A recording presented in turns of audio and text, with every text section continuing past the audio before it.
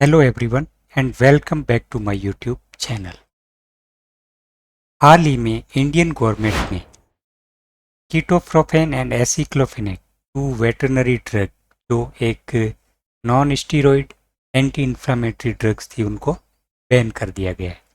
तो आज के इस वीडियो में हम यही जानेंगे कि कैसे एक वेटरनरी ड्रग को बैन किया जाता है, क्या प्रोसेस है, क्यों बैन किया जाता है। तो ये सारा कुछ जानेंगे आज इस वीडियो में, बने रहिए अंत तक।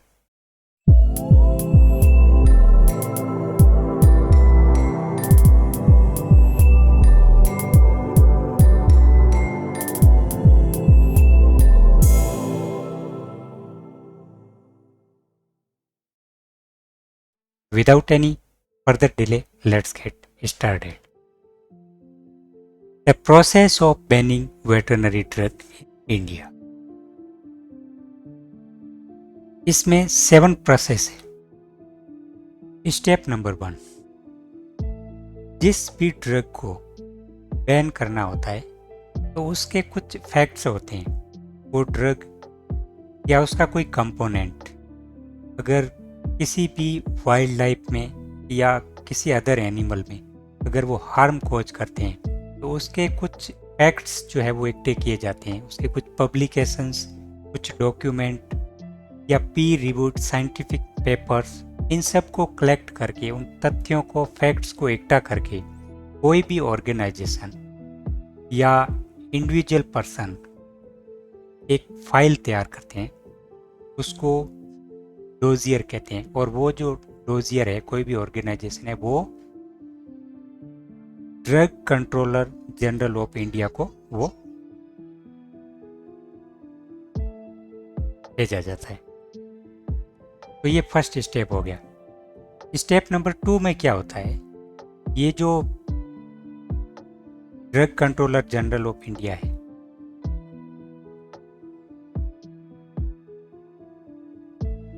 ये अपने उस फाइल या डोजियर को अपनी एक 4 मेंबर की टेक्निकल बॉडी होती है, जिसको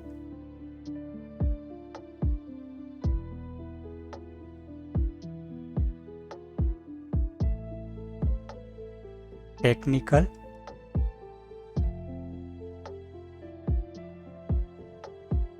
ड्रग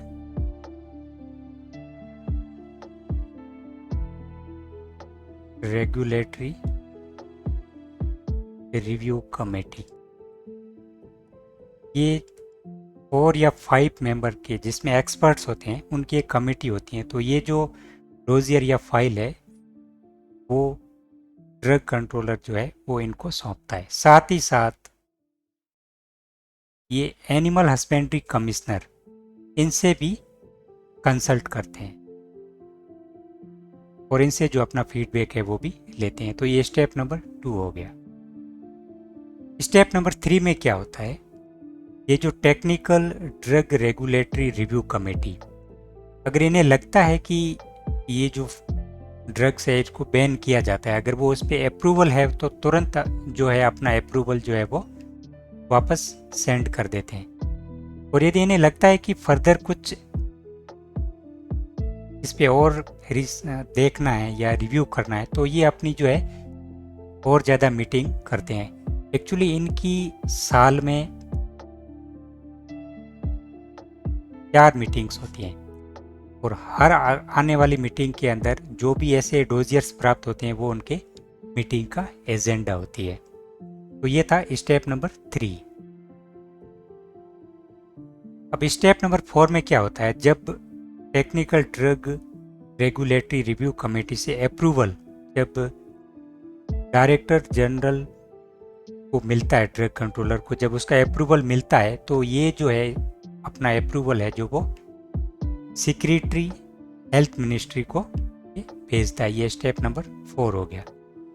अब स्टेप नंबर 4 में क्या होता है, सेक्रेटरी मिनिस्ट्री ऑफ हेल्थ उस अप्रूवल को लॉ में कन्वर्ट करने के लिए मिनिस्ट्री ऑफ लॉ को भेजता है।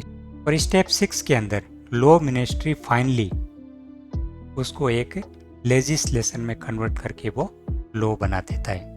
और जो लास्ट स्टेप होता है that is step number 7, gazette notification. उसका जो है जो अप्रूवल जिस ड्रग का हुआ है फाइनल लॉ में कन्वर्ट होता है, उसका एक गजट नोटिफिकेशन जारी कर दिया जाता है। अब स्टेप 6 में लॉ बनने के बाद कई बार तुरंत गजट नोटिफिकेशन जारी हो जाता है और कई बार इसमें टाइम भी लगता है। अब next thing, why veterinary drug को क्यों बैन किया जाता है। जैसे सबसे पहले डाइक्लोफिनेक बैन हुआ और अभी जो है कीटोप्रोपेन एंड एसिक्लोफिनेक बैन हुआ है। तो इनके पीछे क्या वजह है, क्यों बैन किया जाता है। तो वेटरनरी ड्रग को मेनली बैन करने का जो कारण है वो है डिक्लाइनिंग पॉपुलेशन ऑफ वल्चर, क्योंकि जो वल्चर है वो इंडिया के अंदर क्रिटिकली एंडेंजर्ड स्पीसीज है, क्रिटिकली एंडेंजर्ड।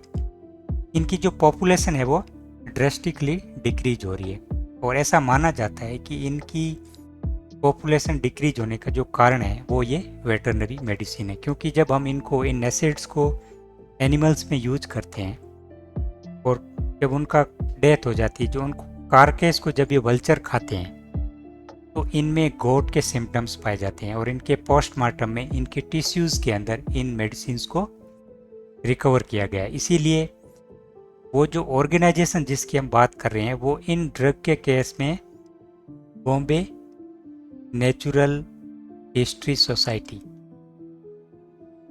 ये जो एक सोसाइटी है वो इनके कंजर्वेशन पे काम करती है। तो यही इसमें ऑर्गेनाइजेशन है जो डोजियर को फाइल करती है। तो ये इनकी वजह थी इनको बैन करने की। तो पहली ड्रग थी डाइक्लोफिनेक। डाइक्लोफिनेक को 2006 के अंदर बैन किया गया था और इसका जो गजट नोटिफिकेशन जारी हुआ था वो था 2008 के अंदर। वेटरनरी में पहले जो डाइक्लोफिनेक के प्रिपरेशन आते थे वो 30 ml या 100 ml की वायल्स आती थी। तो जब 2006 के अंदर इस ड्रग को बैन कर दिया गया, उसके बाद भी वेटरनरी के अंदर जो ह्यूमन यूज के एम्प्यूल्स आते हैं, ह्यूमन एम्प्यूल्स, ह्यूमन मेडिसिन, उनको कंटिन्यूसली वेटरनरी के अंदर यूज किया जाता था।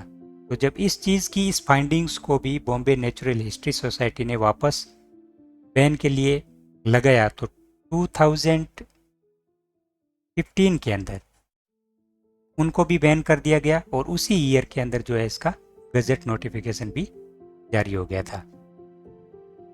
इसके बाद कीटोप्रोपेन, कीटोप्रोपेन के लिए 2008 में ये जो थी स्टेज 1 में थी, यानी इसको बॉम्बे नेचुरल हिस्ट्री सोसाइटी ने 2008 के अंदर अपना डोजियर जो है वो drug controller general of India को सबमिट किया था और 31 जुलाई 2023 को ये बैन हो गई और उसी समय हाथों हाथ इसका जो है वो डोजियर भी गेजेट नोटिफिकेशन भी हो गया था। इसके साथ एसिक्लोफिनेक भी इसी के साथ ही थी। फ्यूचर, अब कुछ ऐसी मेडिसिन और भी है फ्यूचर में, से फॉर एग्जांपल फ्लूनिक्सीन एंड नेमुस्लाइड।